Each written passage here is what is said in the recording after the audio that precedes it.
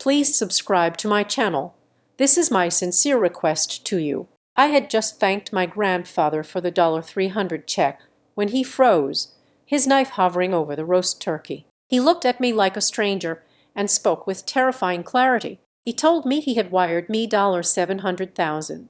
My sister's wine glass shattered against the white tablecloth like a sharp confession. As my family scrambled to call him senile, the cold truth hit me. I was not just being robbed. I was being framed. My name is Kendall Graham, and the first sign that my family had erased me from their reality was the security guard at the gate. It was raining, a cold, miserable drizzle that seemed unique to late November in North Carolina. I rolled down the window of my 2008 Honda Civic, bracing myself against the chill. The wiper blades were screeching against the glass, a rhythmic shriek that grated on my nerves. The guard was new. He looked impeccable in his uniform, standing under the heated shelter of the gatehouse that guarded the Crescent Bluff estates. He looked down at my car with the sort of polite disdain reserved for delivery drivers who had lost their way. I stated my name, Kendall Graham. He frowned, checking his clipboard. He told me I was not on the list. I felt the familiar heat rise in my cheeks, a mix of humiliation and exhaustion. I told him I was Earl Graham's granddaughter. I told him my mother, Celeste, was inside. He hesitated, then picked up the phone. I watched him murmur something, nod, and finally hit the button to open the wrought iron gates. As I drove through, I saw him make a note on his log. I was a guest, an uninvited one, apparently. The driveway to the Graham estate was a quarter of a mile long, lined with ancient oaks that my grandfather had paid a fortune to preserve when he built this place 30 years ago. The house itself loomed ahead, a Georgian revival mansion that looked more like a museum than a home. Every window was glowing with warm golden light, promising a Thanksgiving of warmth and abundance. My phone buzzed in the cup holder. It was a text from my mother. Park behind the equipment shed. The driveway is full. I looked at the driveway. It was empty, save for my father's Range Rover. I gripped the steering wheel tighter. It was not full. She just did not want my dented, rusting sedan sitting next to the pristine landscape architecture. She did not want the neighbors to see that one of the Grahams was driving a car that was worth less than their handbag. I drove around the back, navigating the mud near the shed where the landscaping crew kept their riding mowers. I parked next to a pile of mulch bags. I took a deep breath, checking my reflection in the rear-view mirror. I looked tired. Teaching 30 kindergartners how to hold a violin bow at Marigold Ridge Arts Magnet was rewarding, but it aged you. I applied a fresh coat of lipstick, trying to look like I belonged, and stepped out into the rain. By the time I reached the back entrance, soaking my boots in a puddle I had failed to see in the dark. The front of the house was alive with commotion. I walked through the kitchen, dodging the catering staff my mother had hired so she would not have to lift a finger. The air smelled of sage and roasted poultry. I made my way to the foyer just in time to see the main event. The heavy front doors swung open, and there they were, Belle and Gavin. My sister looked like she had just stepped out of a filtered Instagram reel. She was wearing a cream-colored cashmere dress that probably cost more than my monthly salary, her blonde hair falling in perfect glossy waves. Hanging off her arm was Gavin, her husband of 2 years. Gavin worked in high finance, or at least that was what he told everyone. He was wearing a suit that fit him a little too tightly, designed to show off his gym hours. My mother, Celeste, rushed forward, her heels clicking on the marble floor. She embraced Belle as if she were a returning war hero. She gushed about how radiant Belle looked. She told Gavin he looked like a titan of industry. My father, Randall, emerged from the den, drink in hand, and actually smiled. He shook Gavin's hand with a vigor he never showed anyone else. I stood by the entrance to the dining room, dripping slightly onto the rug. No one looked at me. It was a fascinating display of hierarchy. Belle and Gavin were the success stories, the glossy print advertisements for the Graham family legacy. I was the typo they were trying to ignore. Finally, my mother turned. Her smile tightened by a fraction of an inch. She told me I was late. She told me to go dry off before I ruined the hardwood. I went to the powder room, dried my hair with a hand towel that was softer than my bed sheets, and stared at myself. I had to get through 4 hours. Just 4 hours. I needed to thank Grandpa Earl for the check he had sent me last week. That was the only reason I had come. That $300 had paid my electric bill and kept my landlord off my back for another week. I needed to show him gratitude. When I returned, everyone was seated at the long mahogany table. The centerpiece was a sprawling arrangement of autumn leaves and exotic orchids that must have cost a fortune. I took the empty seat at the far end, opposite my father. Dinner was a theater production. Gavin held court talking loudly about a merger he was overseeing. He threw around buzzwords like synergy and leverage. He talked about liquidity events and market caps. I watched him as he spoke. He was animated, almost too animated. He kept touching his tie, tapping his watered glass, shifting in his chair. Belle sat next to him, occasionally holding up her hand to catch the light on her diamond ring. She was live streaming parts of the dinner, holding her phone up to capture the spread, the crystal glasses, the illusion of old money perfection. She narrated in that breathless, whispery voice she used for her followers. She talked about tradition and blessings. Then the attention shifted to me.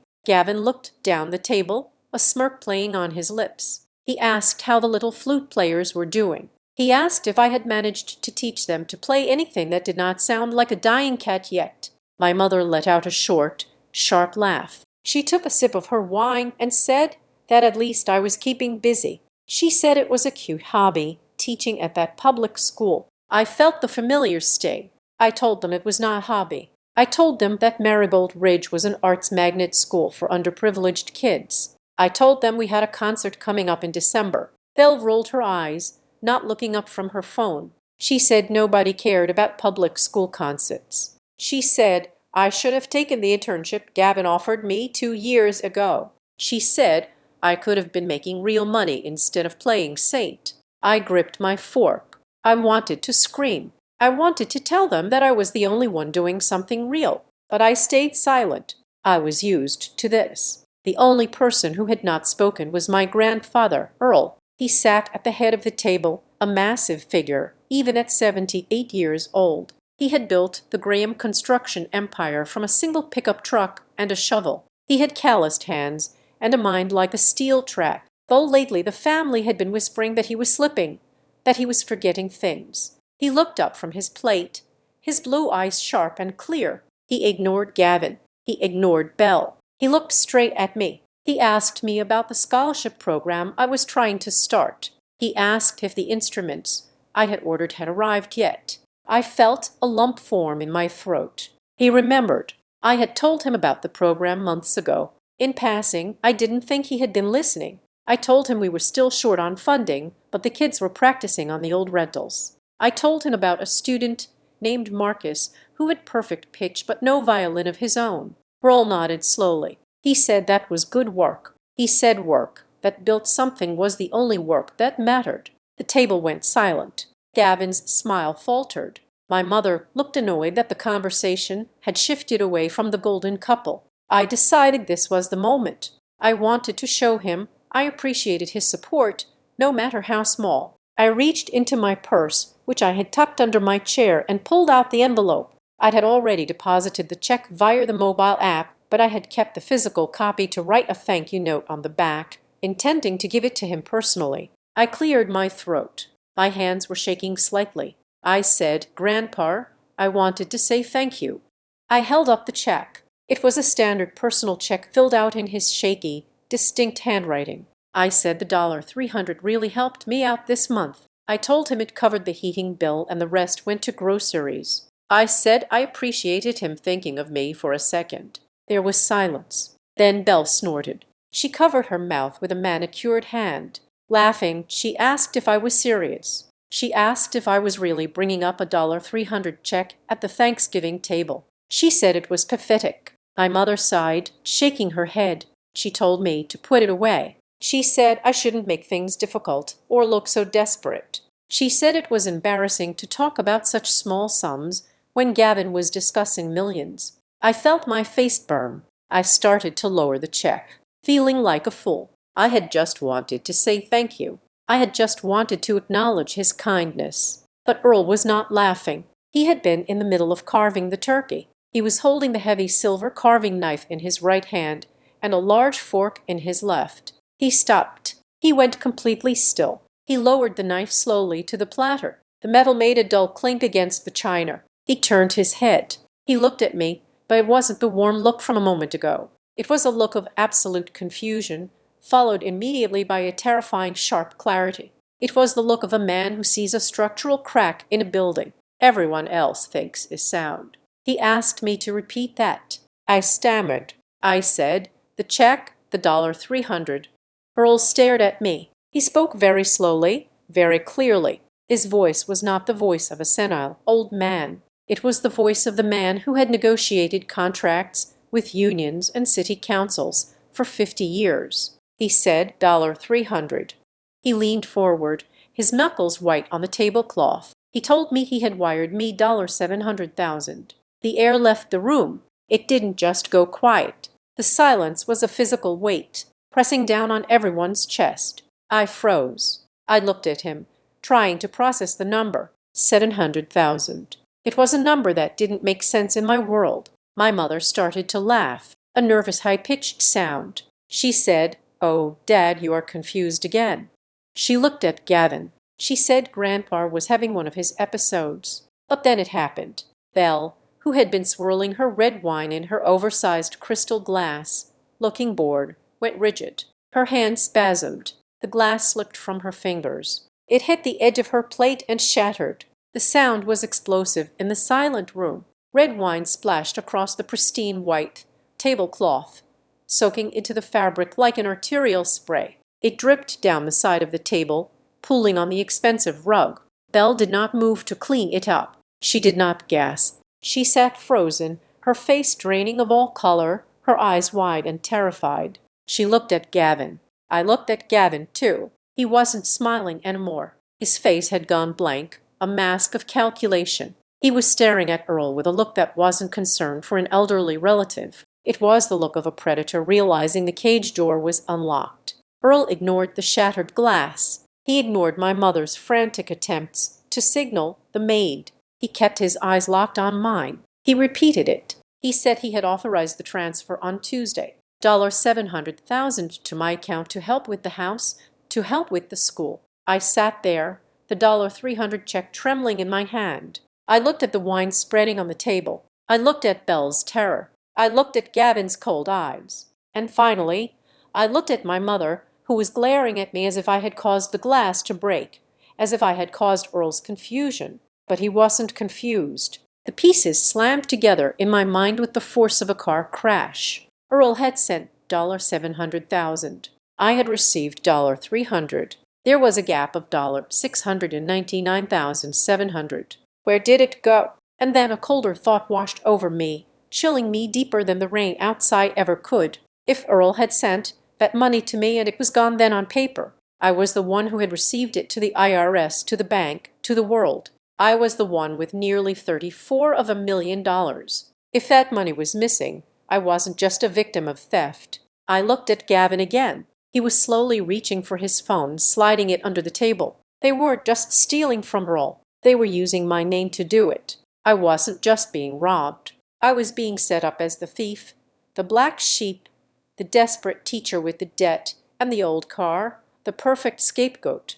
I lowered the check to the table. I didn't say a word. I just watched the wine stain grow, spreading out like a confession that no one was willing to speak. Growing up in the shadow of the Graham dynasty, I learned very early on that there are two types of currency in our family. There is actual money, which my grandfather earned with sweat and concrete. And then there is attention, which my sister Belle hoarded like a dragon sitting on gold. I was the rough draft, the practice run before my parents figured out how to manufacture perfection. Belle was the final print, glossy and retouched, designed specifically for public consumption. My mother, Celeste, never said it outright, but the inventory of our lives was clear. Belle was the asset. I was the liability. When Belle wanted to go to a private design institute in Milan, the check was written before she packed her bags. When I wanted to study music education, I was given a lecture on the return on investment and a brochure for student loans. I did not resent it at the time. I convinced myself that independence was a noble trade-off for luxury. I worked double shifts at a coffee shop to pay for my textbooks. I drove a car that rattled when it went over 40 mph. I lived in a studio apartment where the radiator clanked like a dying engine. I paid my own way, and in return I thought I had earned the right to be respected as an adult. I was wrong. In the Graham household, needing nothing did not make you strong. It made you invisible. And needing a little help, like that $300 for my electricity, made you repulsive. It was not just the money. It was the aesthetic. My mother treated her life like a magazine spread, where nothing was allowed to be out of place. Earlier that afternoon, before the dinner disaster, I had walked into the kitchen carrying a pecan pie I had baked from scratch. I had spent 4 hours shelling nuts and making the crust, thinking it would be a nice gesture, something warm and real. My mother had looked at the aluminum tin as if I had brought a dead animal into the house. She whisked it away, hiding it in the back of the pantry behind the oversized boxes of gourmet crackers, whispering that the caterers had already provided a tart, and we did not want to clutter the dessert table. My homemade effort was an eyesore. It did not fit the brand. Belle, on the other hand, was the brand. She did not have a job in the traditional sense. She had a platform. She had followers. She had sponsors who sent her boxes of skincare products and vitamins that she promoted with wide smiles and rehearsed captions. Her entire existence was a performance of ease, but I knew the cracks in the foundation. I knew that the lease on her luxury SUV was co-signed by our father. I knew that the vacation photos she posted were often from trips paid for by brand partnerships that barely covered the airfare, leaving mom and dad to pick up the five-star hotel tab. And then there was Gavin. My brother-in-law was a man constructed entirely out of buzzwords and confidence. He liked to corner people at parties and talk about wealth management vehicles and tax mitigation strategies. He used words like arbitrage and liquidity as if they were punctuation marks. But I had noticed something over the last year. He never talked about specifics. He never mentioned a specific client, a specific project, or a specific win. It was always abstract. He was always on the verge of closing something massive, always one meeting away from a windfall. He talked loud to cover the silence where his actual achievements should have been. He wore expensive watches, but I had seen him check his banking app once when he thought no one was looking. And the grimace on his face was not the expression of a man flushed with cash. Grandpa Earl was the only one who saw through the fog. He was a man who understood the weight of a dollar because he had lifted the bricks to earn it. He did not care about brand partnerships or liquidity events. He cared about foundations. He cared about things that stood up when the wind blew. That was why he and I had a quiet, unspoken understanding. He knew I was the only one in the family who knew how to balance a checkbook without asking for a bailout. He knew I was teaching kids who had nothing, trying to give them something beautiful in a world that was often ugly. That was why he sent the money to me. He did not send $700,000 to Belle, who would have spent it on a lifestyle she could not sustain. He did not send it to my mother, who would have used it to renovate a kitchen that was already perfect. He sent it to me. He trusted me to steward it. And that was why the scene at the dinner table was so terrifying. When Earl dropped that number, $700,000, I saw something happened to Belle that went beyond shock. I saw her hands spasm and the wine glass fall. Yes, but in the chaos that followed, while the maid was rushing in with towels and my mother was screeching about the carpet, I saw Belle's hands move under the table. She was not wringing them in despair. She was typing. It was a rapid, frantic movement of her thumbs against the screen of her phone, her eyes darting around the room to see if anyone was watching. She was not texting a friend for comfort. You do not text a friend with that kind of laser-focused intensity when your grandfather has just accused you of grand larceny. You text an accomplice. You text a clear. She looked up, caught my eye, and for a split second, the mask slipped. There was no sisterly concern there. There was no confusion. There was a hard, cold hatred. It was the look of someone who had been caught, not by the police, but by the one person she considered too stupid to figure it out. Then the wall went back up. My mother descended on me. She did not ask if I was okay. She did not ask Earl for clarification. She went into damage control mode. She grabbed my arm, her fingers digging into my bicep with surprising strength. She hissed that I had upset him. She said I knew his mind was fragile. She said I had come here with my Sarb story about $300 and confused him into thinking he had given me a fortune. She twisted the narrative instantly. In her version of reality, I was the villain who had triggered a senile episode in a helpless old man. I looked at my father, Randall. He was standing by the sideboard, pouring himself another scotch. He heard every word. He saw his wife manhandling his daughter. He saw the panic in Gavin's eyes and the malice in Belle's, and he did nothing. He just swirled the amber liquid in his glass and looked at the painting of a fox hunt on the wall. He was a ghost in his own house, bought and paid for by his wife's ambition and his father's money, completely unwilling to rock the boat. My mother practically dragged me to the back door. She told me to leave. She said I was toxic. She said I was ruining the holiday. I did not fight her. I was too stunned by the sheer scale of the betrayal. I walked out into the rain, the heavy oak door slamming shut behind me with a finality that felt like a sentence. I sat in my car for a long time. The engine was cold. The rain drooped against the roof, a relentless drowning sound. I stared at the lit windows of the mansion. Inside, they were probably toasting to my departure. They were probably calming Earl down, telling him it was all a mix-up, telling him that Kendall was confused, that Kendall was struggling, that they would handle it. They were rewriting history while the ink was still wet. I looked at the check for $300 sitting on my passenger's seat. It looked ridiculous now. A scrap of paper, a joke. But the $700,000 was not a joke. If Gavin and Belle had engineered this, they had done something very specific. They had not just stolen the money. They had routed it through me. They had created a paper trail that led directly to my door. If I went to the police now without proof, without understanding the mechanism of the theft, I would be walking into a trap. Gavin would have the paperwork ready. He would have the digital footprints. He would paint me as the desperate poor music teacher who took advantage of her grandfather's dementia to embezzle a fortune. My mother would back them up, not because she hated me perhaps, but because protecting Belle and Gavin meant protecting the image of the family. I was expendable. I was the rough draft. The realization hardened something inside me. It felt like a steel rod being inserted into my spine. I was done being the polite one. I was done being the one who accepted the crumbs and said, "Thank you." I was done being the one who parked behind the shed. They thought they were dealing with the Kendall who baked pies and taught kindergartners how to play Twinkle, Twinkle, Little Star. They forgot that I was also the granddaughter of Earl Graham. They forgot that I had his blood running through my veins, the blood of a man who cleared forests and moved mountains. I picked up my phone. My hands were not shaking anymore. I dialed the landline in Earl's study. I knew he often retreated there when the noise of the family became too much. I prayed he was there now. It rang 4 times. Then a click. A gruff voice said hello. It was him. He sounded tired, but he did not sound confused. I spoke clearly, keeping my voice low and steady, matching the rhythm of the rain. I said, "Grandpa, do not say my name. Just listen." I told him I knew he was not crazy. I told him I knew he sent the money. I told him that I did not receive it, but I knew who did. There was a pause on the line. Then he asked simply, "What do we do?"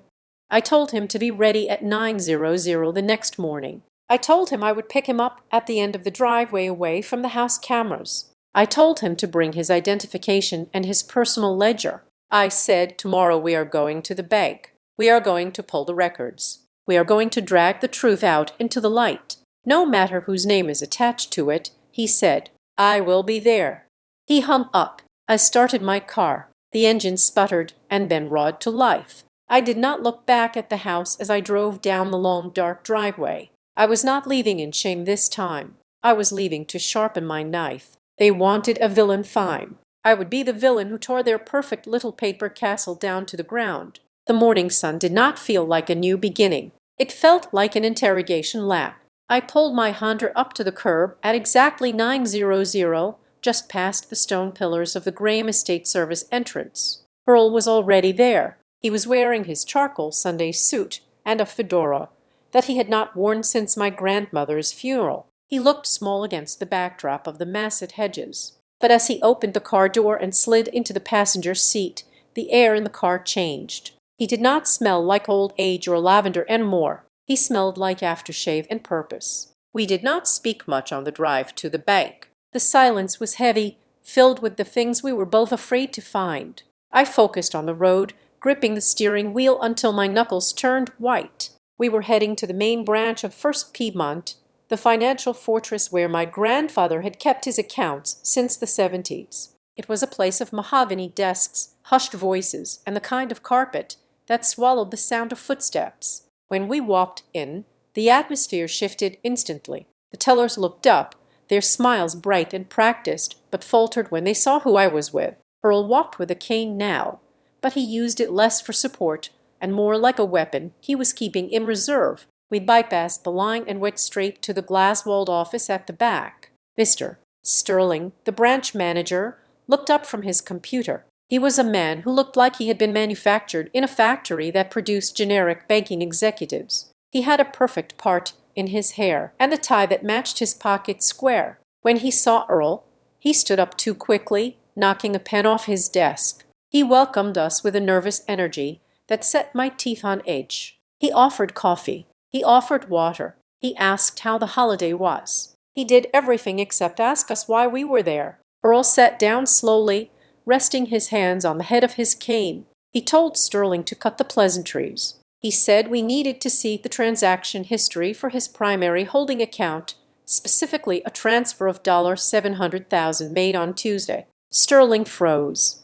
His eyes darted to me and back to Earl. He cleared his throat. He said that for transactions of that size, he usually coordinated with Gavin. He said Gavin was the designated family liaison for the trust accounts. He reached for the phone. He said he should probably get Gavin on the line to make sure everyone was on the same page. I felt a cold spike of adrenaline. This was the wall. Gavin had built a perimeter around Earl using protection as a guise for control. If Sterling called Gavin, the game was over. Gavin would spin a story or worse. He would show up. I opened my mouth to argue, but Earl got there first. He did not raise his voice. He did not shout. He simply leaned forward. And for a moment, the 78-year-old man vanished, replaced by the foreman who used to fire men twice his size for cutting corners. He asked Sterling whose name was on the account. He asked whose money built this bank branch back in 1982. He asked if Sterling wanted to remain employed by the time the lunch hour rolled around. Earl said he did not give a damn about protocols involving his granddaughter's husband. He said he wanted the trace, and he wanted it now. Sterling slowly lowered his hand from the phone. He looked at Earl, and he saw something that terrified him. He nodded. He sat back down and began to type. The clicking of the keyboard was the only sound in the room. It sounded like a ticking clock. After 2 agonizing minutes, the printer in the corner whirred to life. Sterling stood up, retrieved a single sheet of paper, and slid it across the polished mahogany desk. He said the transfer was cleared and completed. He said the funds had been moved to a business account. I looked at the paper. My breath hitched in my throat. The recipient listed was not a shell company in the Cayman Islands. It was not a numbered account. It read Kendall Graham Arts, LLC. I stared at the words, willing them to change.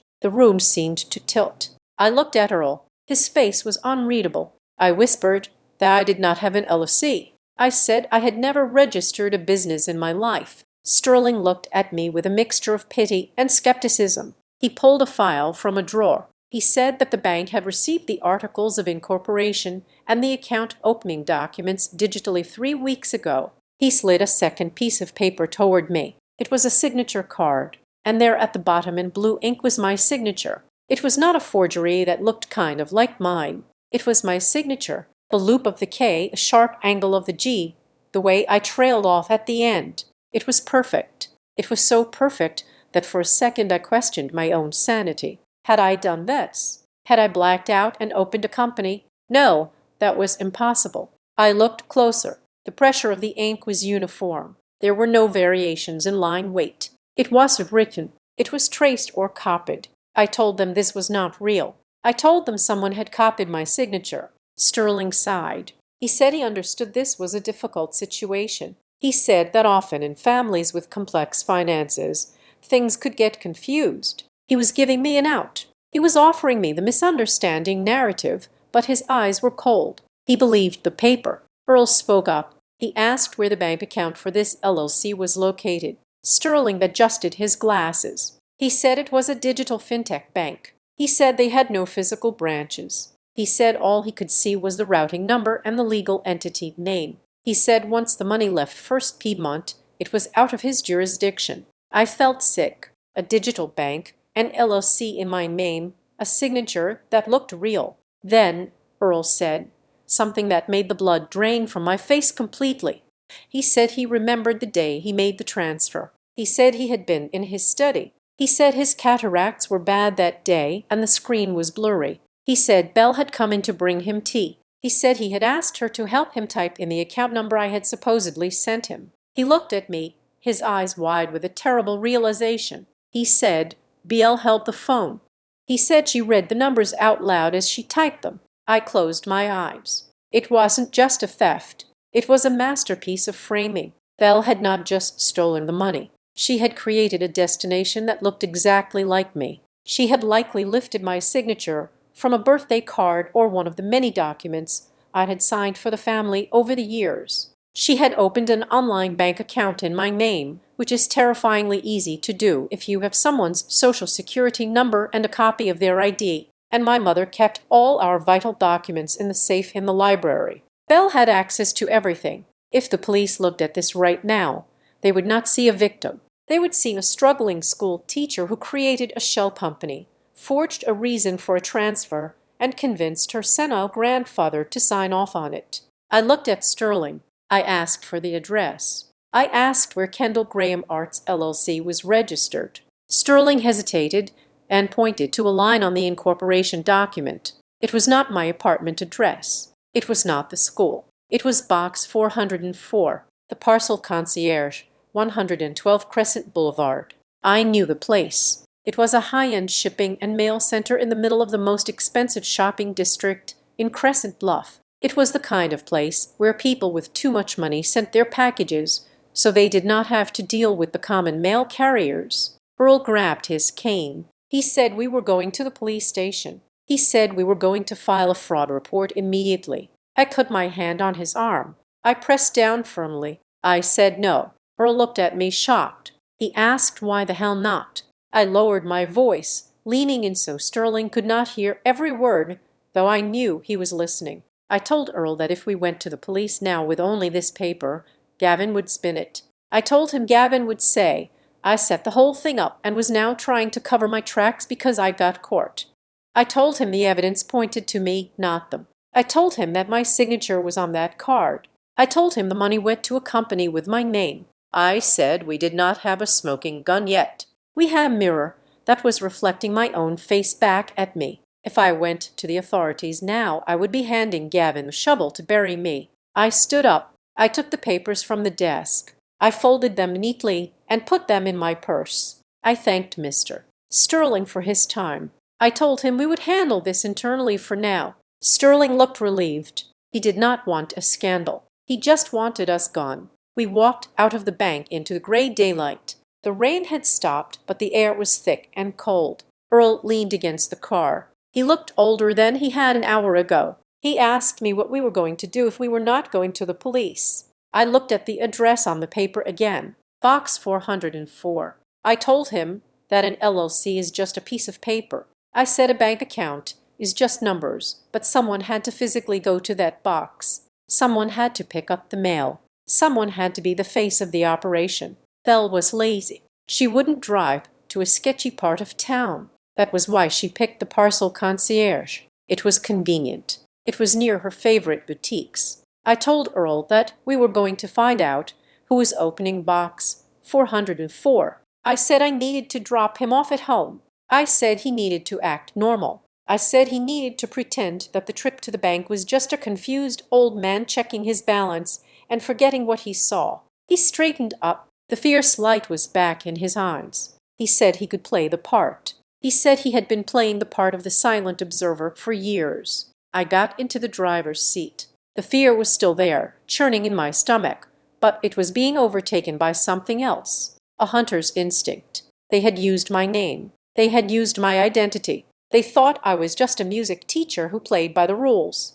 I put the car in gear. I was going to the parcel concierge. I was not going to ask for the manager. I was going to wait, and I was going to see which one of my loving family members came to collect the rewards of their betrayal. The gap between $300 and $700,000 was about to get a lot smaller. The parcel concierge was not a post office. It was a sanctuary for people who considered standing in line to be a human rights violation. Located in the heart of the Crescent Bluff shopping district, it sat nestled between a boutique that sold artisan olive oil and a jeweler who required an appointment just to look at the window display. I pulled my Honda Civic into the lot, parking it conspicuously between a white wagon and a sleek black electric sedan that cost more than my entire education. I saw a woman in oversized sunglasses glance at my rusting wheel well with visible distaste as she loaded a stack of professionally wrapped boxes into her trunk. I did not care. I was not here to fit in. I was here to hunt. I smoothed down my coat. It was a practical wool blend I had bought on sale 3 years ago, a stark contrast to the cashmere and silk that usually paraded through these doors. I took a breath, holding the image of my grandfather's confused, terrified face in my mind. That anger was my fuel. It burned hotter than the shame of being the poor relation. The interior of the shop smelled of lavender and expensive card stock. The floors were polished concrete, and the lighting was designed to make everyone look 10 years younger. Behind the counter, a wall of brass mailboxes gleamed under the track lighting. There was one employee working the front desk. He was young, maybe 22, with a shock of curly hair and a name tag that read Khaled. He was currently trying to explain to a woman in a tennis skirt why he could not ship a bottle of wine to a state where it was illegal. I stood back and waited. I watched the customers. They moved with a specific kind of entitlement, the body language of people who believe the world is staffed for their convenience. I wondered if Belle looked like that when she came here. I wondered if she floated in smelling of vanilla and arrogance, demanding her packages. When the tennis woman finally stormed out, Khaled let out a long, audible sigh and slumped against the counter. He looked up at me, his customer service smile already fading into exhaustion, but then he paused. He squinted. He asked if I was MS. Graham from Marigold Ridge. I blinked, taken aback. I looked closer at his face, the curly hair, the nervous energy. It clicked. I asked if he was Khaled, the cello player, class of 2018. A genuine smile broke across his face. He stood up straighter. He told me he was. He said he still remembered the pep talk I gave him before the district solo competition. He said he would have thrown up on his shoes if I had not sat with him in the hallway and breathed through the panic attack with him. I felt a sudden, sharp pain in my chest. This was my life. This was who I was. I was the teacher who sat in hallways. I was the one who cared. And my family had tried to twist that identity into something pathetic, something to be mocked at a dinner table. I smiled back at him. I told him I was glad to see him. I asked how he was doing. He told me he was working here while finishing his degree in graphic design. He said the pay was decent, even if the clientele was a nightmare. He leaned in, lowering his voice. He said people in this zip code were different. I nodded. I told him I knew exactly what he meant. I placed my hands on the counter. I decided to trust the connection. I decided to trust the version of myself that Caleb remembered, not the version my mother tried to create. I told him I needed a favor, a big one. Caleb looked at me, his expression serious. He asked what I needed. I told him I was looking for information on box 404. His face changed instantly. The friendly nostalgia vanished, replaced by a look of visceral annoyance. He groaned. He asked if I knew the woman who rented that box. He said she was the absolute worst. He said she treated the staff like furniture. My heart began to hammer against my ribs. I asked him to describe her. He shrugged. He said it was hard to say exactly what she looked like because she was always in incognito mode. Big hat, huge sunglasses, scarf wrapped around her face like she was a celebrity dodging the paparazzi. He said she never spoke much, just shoved her phone in his face with the pickup code and snapped her fingers if he moved too slow. I felt a cold thrill. It sounded like a caricature. It sounded exactly like Bell trying to play a spy. I asked if he had security footage. Caleb hesitated. He looked at the camera in the corner of the ceiling. He said he wasn't really supposed to show customers the feed. It was against policy. I leaned in closer. I told him that my identity had been stolen. I told him that the person opening box 404 was using my name to commit fraud against my grandfather. I did not lie. I gave him the raw truth because I respected him enough to handle it. Caleb's eyes went wide. He looked at the computer screen, then back at me. He remembered the teacher who had helped him. He remembered the kindness. He typed a password into his terminal. He said, "Screw policy." He said, if it was that woman, he would help me nail her. He hated the way she made the new girl cry last week. He turned the monitor so I could see it. He scrolled back through the logs. He said she had been in yesterday around 2:00 in the afternoon. He clicked a file. The video was high definition. A woman walked into the frame. She was wearing a trench coat that was belted tightly at the waist. She had a wide-brimmed black hat pulled low and sunglasses that covered half her face. To a stranger, she might have been anonymous, but I was not a stranger. I knew that walk. It was a specific hip-leaning stride, a mix of runway practice and impatience. I watched her approach the counter. I watched the way she tapped her fingernails on the glass while Caleb went to retrieve a package. It was a rhythmic tapping. 123 Bell did that when she was agitated, but that was circumstantial. I needed more. Then she turned slightly to check her reflection in the glass display case of the boutique next door, visible through the shop window. As she turned, the heavy tote bag on her shoulder swung into clear view. I froze the image. It was a vibrant, aggressive shade of chartreuse. It was a structured leather bag with gold hardware that looked like it weighed 5 lb.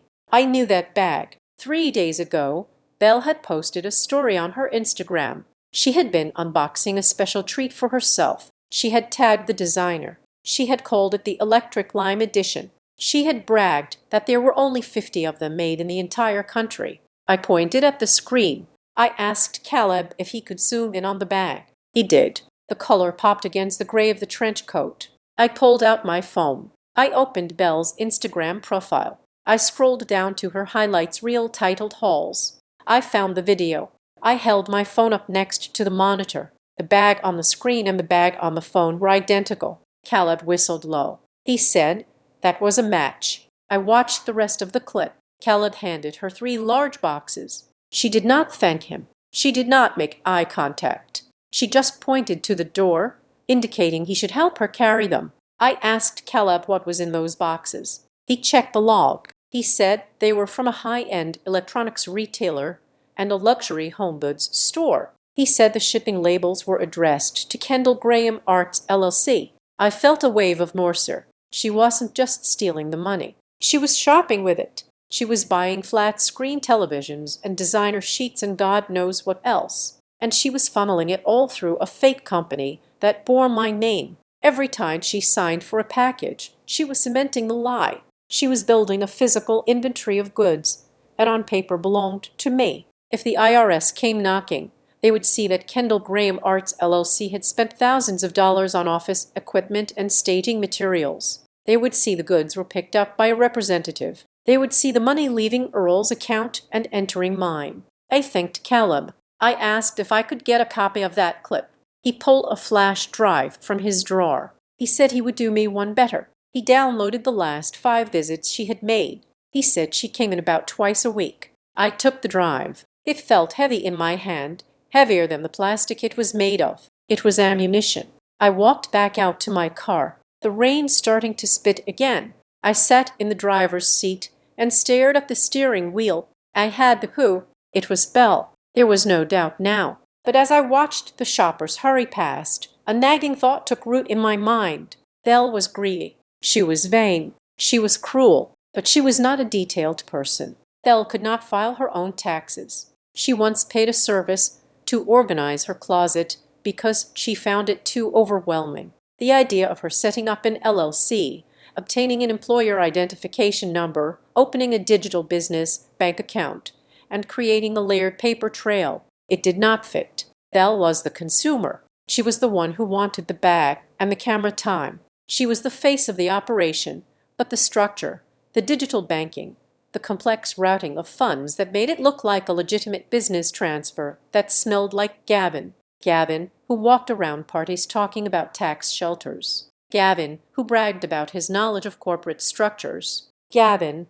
who always made sure he was the one translating the financial jargon for the family. Belle was the loot. Gavin was the heist. He was using her too. He was letting her take the risk, letting her walk into the store with the camera trained on her face, letting her carry the stolen goods if things went south. Belle was the one on the take. Belle was the one with the bag, and I was the one with the name. Gavin was nowhere to be found in the paperwork or the footage. He was clean. I realized then that I could not just walk into a family meeting and shout the truth. They would shred me. Gavin would talk circles around me with legal terms I did not understand. He would claim the LLC was identity theft by a stranger, and Belle was just picking up packages she thought were gifts. He would find a loophole. I needed someone who knew how to dig through the dirt without getting dirty. I needed someone who could look at a digital footprint and see the person standing in the shadows. I scrolled through my contacts until I found a name I had not called in 2 years. Miles Reed. Miles was a private investigator. Before that, he had been a forensic accountant for the state. He was a man who saw the world in spreadsheets and hidden assets. He also owed me 2 years ago. His son, Leo, had wanted to quit music. Leo was on the spectrum and struggled with the noise and chaos of the regular band class. I had created a quiet one-on-one curriculum for him during my lunch breaks. I had sat with him until he found his rhythm on the piano. Miles had cried at the winter recital when Leo played his solo. He had told me that if I ever needed anything at all, I should call. I pressed the call button. It rang twice. A deep, growly voice answered. He said a low Kendall. I didn't waste time on pleasantries. I said, Miles, remember when you told me you were good at finding things that people wanted to keep hidden? He said he remembered. I said, I need you to find $700,000, and I need you to find out why my brother-in-law, Gavin, is pretending to be a financial genius when I think he is actually a thief. There was a pause. I could hear the sound of a lighter clicking and a long exhale. Miles said, Tell me everything. Start from the turkey. I put the car in reverse. The hunt was expanding. I wasn't just looking for a thief anymore. I was looking for the architect of my destruction, and I was going to bring the blueprints down on his head. Miles Reed's office was located in a strip mall that had seen better days, wedged between a dry cleaner and a dentist who offered discount whitening. It was not the kind of place where high-stakes corporate espionage usually unraveled, but Miles preferred it that way. He said it lowered people's expectations. I walked in on Tuesday evening, shaking the rain off my umbrella. Miles was sitting behind a desk, buried under stacks of paper, the blue light of his monitors reflecting in his glasses. He looked up, and for the first time since I had known him, he did not smile. He looked worried. He gestured to the chair opposite him. He did not offer me tea or water. He simply pushed a thick manila folder across the desk. He told me I was not going to like what was in there. He said that if I thought I was dealing with a simple case of greed, I was wrong. He said I was dealing with a man who was drowning and trying to use my grandfather as a life raft. I opened the folder. The first photo was grainy, taken from a distance with a telephoto lens. It showed Gavin. He was not in a high-rise office downtown. He was sitting at a small round table in a chain coffee shop about 5 miles from the Crescent Bluff estate. He was wearing his expensive suit, but his tie was loosened and he was slumped over his laptop. Miles leaned back in his chair, lacing his fingers together. He told me that for the last 3 days, that table was Gavin's office. He said Gavin arrived at 8:30 in the morning, bought a single medium latte, and sat there until 5. I looked closer at the photo. Gavin looked haggarded. He was holding his phone, but he wasn't speaking. Miles explained that Gavin pretended to take calls. He said he watched him hold the phone to his ear and nod at empty air for 20 minutes at a time just in case anyone was watching. He said it was a performance for an audience of zero. I felt a chill. The arrogance Gavin had displayed at Thanksgiving, the talk of mergers and acquisitions, the way he belittled my teaching job, it was all a costume. I asked Miles if Gavin had a job. Miles slid a single sheet of paper out from the bottom of the stack. It was a photocopy of a termination letter from a mid-sized investment firm in Charlotte. It was dated 4 months ago. He pointed to the second paragraph. The reason for termination was listed as compliance violations and unauthorized trading. Miles said Gavin didn't just lose his job. He said Gavin was blacklisted. He said no reputable firm would touch him with a 10ft pole. He said Gavin had been unemployed since August. I stared at the date, August. That meant for the last 4 months. Gavin had been waking up, putting on a suit, kissing Belle goodbye, and driving to a coffee shop to stare at a screen and pretend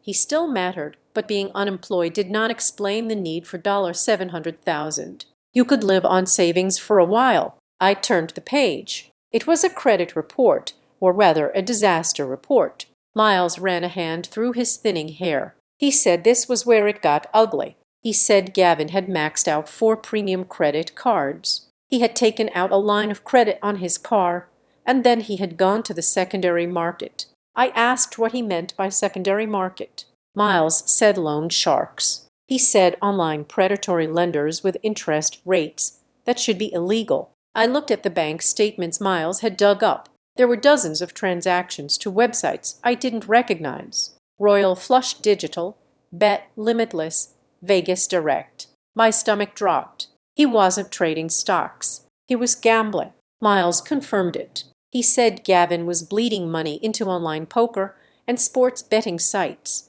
He said it looked like he was trying to win back his losses, chasing the dragon, doubling down every time he lost. It was the classic spiral of a desperate addict. I thought back to the dinner, Gavin's sweat, the way he tapped his glass, the manic energy. He wasn't excited about a deal. He was terrified. He was probably waiting for a bookie to call him. But then I thought of Belle. Surely she knew. She was his wife. She saw the bills. I asked Miles about Belle. Miles sighed. He flipped to the next section of the folder. He said Belle was not innocent, but she was living in a fantasy world. He said her finances were a house of cards built on a swamp. He showed me a list of her recent purchases, the designer handbags, the couture dresses, the jewelry she flaunted on social media. Next to almost every item was a note rental, lease consignment. She didn't own any of it. She was renting her lifestyle. She was paying monthly fees to look rich. Miles said they were both drowning. He said they were robbing Peter to pay Paul, and now they have run out of Peters. That was it. That was the motive. The $700,000 wasn't for an investment. It wasn't even to buy luxury goods. Really, it was a stopgap. It was a frantic attempt to plug the holes in a sinking ship before the water reached their necks. I felt a surge of anger, but it was mixed with a strange cold pity. They were pathetic. They were destroying my grandfather, destroying me just to keep up a lie that was already dead. I closed the folder. I told Miles that I had enough. I said I could take this to Earl. I said this proved they were desperate enough to steal. Miles shook his head. He said, wait. He said I hadn't seen the last page. He said there was a twist. He said he found something that didn't fit the pattern of a couple trying to save their marriage and their lifestyle. He slid a small printout across the desk. It was an email confirmation from a travel agency. It was a flight itinerary, a one-way ticket from Raleigh, Durham to the Cayman Islands. The departure date was December 26th, the day after Christmas. I looked at the passenger name, Gavin Mercer. I frowned. Mercer, that wasn't his last name. His last name was Sterling. Miles tacked the paper. He said, look at the second passenger. I looked. Sloan Mercer. I looked up at Miles, confused. I asked who Sloan Mercer was. Miles said he did some digging. He said Sloan Mercer was a 24-year-old barrister who worked at the coffee shop where Gavin spent his days. He said she had quit her job 2 days ago. The heir left the room. Gavin wasn't trying to save his marriage. He wasn't trying to save his house. He wasn't even trying to save face. He was running. He was stealing $700,000 from my grandfather, using me as the scapegoat, using Belle as the mule to pick up the cash and the goods. And then he was going to hop on a plane the day after Christmas and vanish with his girlfriend. He was going to leave Belle behind to face the police, the debt collectors, and the shame. I sat there stunned. I hated Belle. She had bullied me my entire life. She was currently framing me for a felony. She was cruel, vain, and shallow, but she was also being played. She was walking into luxury stores, signing her name, or rather my name, on receipts, thinking she and Gavin were partners in crime. She thought they were Bonnie and Clyde. She didn't realize she was just the getaway driver who was going to be left in the burning car. I felt a wave of nausea. This was evil on a level I hadn't anticipated. Gavin was a parasite. He had eaten through his own life, and now he was eating through ours before moving on to a new host. I stood up. My legs felt shaky. I asked Miles if he was sure about this. He nodded. He said the tickets were non-refundable. He said Gavin had also moved a small chunk of money, about $50,000, into an offshore account under the name Mercer last week. He said the $700,000 was the main payload. Once he got his hands on that liquid cash, he was gone. I grabbed the folder. I held it to my chest like a shield. I told Miles I had to go. I told him I had to get to Earl.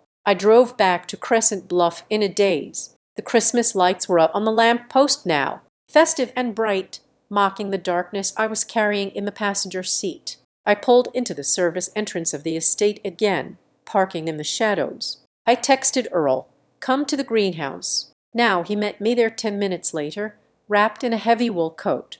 The greenhouse was his sanctuary, filled with the orchids he had loved since my grandmother died. It was warm and humid, smelling of damp earth and moss. I didn't sugarcoat it. I didn't try to soften the blow. I laid the photos on the potting bench. I showed him the termination letter. I showed him the gambling debts. Earl looked at them, his face gray and still. He didn't say a word. He just flipped through the pages, his hand trembling slightly. Then I showed him the flight itinerary. I told him, "Grandpa, listen to me." I said, "The $700,000 isn't an investment. It isn't a mistake." I said, "It is a test run." I looked him in the eye. I said, "Gavin is desperate. He is in debt up to his eyeballs. He is planning to leave the country in 3 weeks." I said, $700,000 is a lot of money, but it isn't enough to sustain a life on the run forever. Not for a man like Gavin. I said if he gets away with this, if he thinks he has fooled us, he won't stop at the cash. I grabbed Earl's hand. It felt cold and fragile. I told him that Gavin was coming for everything. I told him that Gavin likely had papers drawn up to take control of the entire estate. I told him Gavin needed a big score to disappear with. I said he is going to try to liquidate you, Grandpa. He is going to try to get you to sign over the house, the accounts, the land. He's going to try to take it all before he gets on that plane. Earl looked up from the papers. The sorrow in his eyes was heartbreaking. He looked at the photo of Belle smiling in her rented dress. He asked, "Does she know? Does she know he's leaving her?" I shook my head. I said, "No." I said, "She thinks she is winning. She thinks she is the queen of the chessboard. She doesn't know. She is just a pawn that's about to be sacrificed." Earl straightened up. He took a deep breath, inhaling the scent of the orchids. He said he had built this family from nothing. He said he had made mistakes. He said he had let them become soft. He said he had let them become vultures. But he said he was not dead yet. He looked at me. He said, "Kendall, you were right. You were right about everything." He asked me what we were going to do. I looked at the flight date again, December 26. I said, "We have time." "Not much, but enough." I said, "We aren't going to stop him. Not yet." I said, "We are going to let him think he has won. We are going to let him think the money is safe. We are going to let him think you are confused and pliable." I said, "We are going to wait until he makes his final move. We are going to wait until he tries to take the rest." I said, "We are going to catch him with his hand in the cookie jar, Grandpa, but not just for the money. We are going to expose him for the flight. We are going to show Belle exactly who she married." All nodded. A grim determination settled over his features. He said, "Okay." He said, "Let's play the game." I looked out the glass walls of the greenhouse at the main house, glowing in the distance. The enemy was inside, sleeping in silk sheets, dreaming of beaches and escape. He didn't know that the girl with the $300 check was standing in the dark, holding the match that was going to burn his entire world down. The air in the greenhouse was heavy with the scent of damp earth and blooming orchids. But the document Earl placed on the potting bench smelled like ink and betrayal. Earl smoothed the paper with a hand that was trembling, not from age, but from a rage he was fighting to contain. He told me to look at paragraph 4. I leaned in under the grow lights. The document was titled the Graham Family Asset Protection and Tax Efficiency Trust. It sounded boring. It sounded safe. It was exactly the kind of title Gavin would use to put a restless mind to sleep. But as I read the legal jargon, the blood in my veins turned to ice. The clause stated that due to the declining cognitive health of the primary grantor, Earl full administrative power, including the right to liquidate assets, sell real estate, and manage all banking institutions, would be transferred to the trustee. I looked at the name of the trustee. It was not my mother. It was not a neutral law firm. It was Gavin Mercer. Earl whispered that Gavin had been pushing this in front of him for weeks. He said Gavin called it a formality. He said Gavin told him it was just to save the estate 40% in death taxes. He said Gavin promised that nothing would actually change, that it was just a piece of paper to keep the government away. I looked up at my grandfather. I asked him if he had signed it. Earl shook his head slowly. He said he had stalled. He said he told Gavin he needed to read the fine print. But he admitted that before the turkey incident, before the $300 check turned into a $700,000 nightmare, he had been close to signing. He had trusted Gavin. He had believed that the young man in the suit actually cared about the legacy. He tapped the paper with a soil-stained finger. He said the $700,000 was not just theft, it was a test. He said Gavin was checking the perimeter fences. He wanted to see if Earl would notice a significant withdrawal. He wanted to see if the bank would flag it. And most importantly, he wanted to see if he could successfully frame me for it. If the transfer had gone through unnoticed, or if the family had simply accepted that poor, desperate Kendall took the money, Gavin would have known the coast was clear. He would have known that Earl was vulnerable enough to be harvested. I felt a surge of nausea. It was predatory. It was the behavior of a wolf culling the herd. I told Earl that we needed the original. I told him this was a copy. We needed to know exactly what version Gavin was preparing for the final signature. Earl told me the originals were in the library in the safe. He said he couldn't go back in there right now without Gavin hovering over him. Gavin had been shadowing him like a prison warden since Thanksgiving. I told him I would go. I told him I still had my key to the back door. I told him everyone was out at the country club for the Friday night mixer. The house should be empty. I left Earl in the greenhouse and made my way through the dark garden. The rain had started again, a cold mist that clung to my hair. I slipped into the house, through the mudroom, the silence of the mansion pressing against my ears. I moved through the hallways like a ghost. I knew which floorboards creaked. I knew how to avoid the motion sensors by hugging the walls. I made it to the library door, my heart hammering against my ribs, but the house was not empty. I heard voices. They were coming from the small sitting room adjacent to the library. The door was cracked open just an inch. I froze. I recognized the voices immediately. It was my mother, Celeste, and my sister, Belle. They were not at the country club. I pressed my back against the wall, holding my breath. I should have left. I should have run. But something in their tone made me stay. They were arguing, but it was a hushed, frantic argument. Belle was crying, not her usual theatrical sobbing, but real ugly tears of panic. She said she didn't know what to do. She said the credit card company was calling her cell phone. She said they were going to decline the charge for the catering for the Christmas Eve party. She said if the card was declined in front of the vendors, she would die of humiliation. My mother's voice was sharp, cutting through the panic. She told Belle to pull herself together. She said crying gave you wrinkles. Belle said that she needed $12,000 by tomorrow morning. She said Gavin told her the funds were tied up in allocations and would clear next week. but she couldn't wait next week. I waited for my mother to scold her. I waited for Celeste to tell Belle to get a job, or to stop spending money she didn't have. Instead, I heard the sound of a velvet box snapping open. My mother's voice softened. She said, "Take this." There was a pause. Then Belle gasped. She asked if this was Grandma's pearl choker, the one with the sapphire clasp. I stopped breathing. That necklace was the one thing my grandmother had specifically promised me. She had worn it on her wedding day when I was 16. She had fastened it around my neck and told me that when I got married or when I achieved my first big success, it would be mine. It was listed in the family trust as a specific bequest to Kendall Graham. My mother said, "Take it to the jeweler on 4th Street. He will give you cash. Do not pawn it. Sell it." Belle hesitated. She asked, "Isn't this for Kendall?"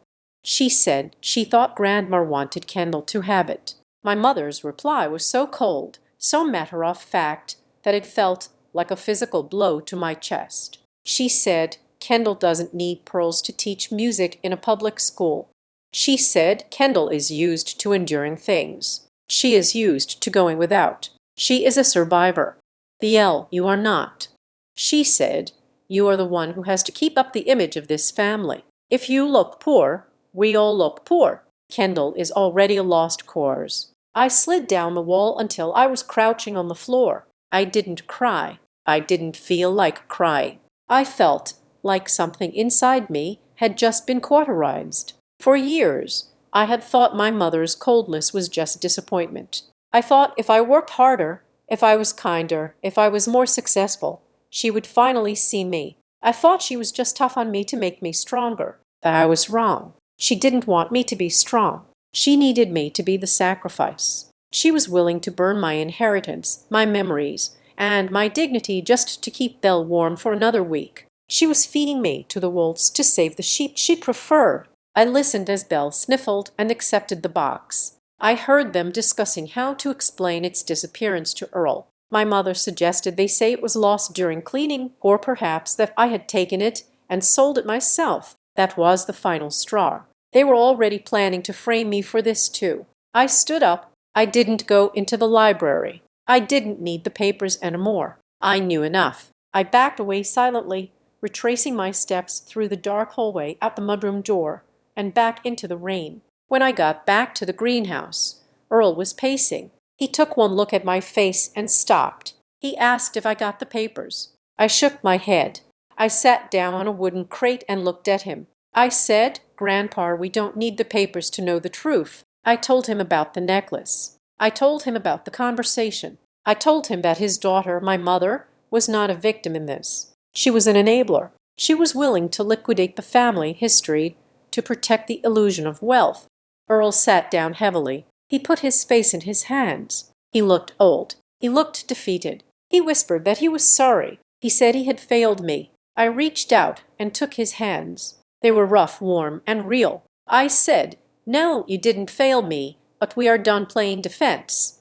I looked at him with a clarity I had never felt before. The desire for my mother's love was gone. The desire for acceptance was gone. All that was left was the mission. I said, "If we go to the police right now, Gavin will panic." I explained the logic. If we arrested him tonight, he would claim the $700,000 was a misunderstanding. He would claim Belle opened the LLC. He would claim the flight to the Caymans was a surprise vacation. He would hire a shark lawyer, and with the compliance documents he had been forcing Earl to sign, he might even argue that Earl was mentally incompetent and that Gavin was acting as his protector. And worse, he would destroy Belle. He would pin the identity theft on her and leave her to rot while he used his hidden stash to flee. I hated Belle for taking the necklace, but I wasn't going to let Gavin destroy the entire family just so he could sip my ties on a beach with a 24-year-old barrister. I said, "We need him to feel safe. We need him to think he has won."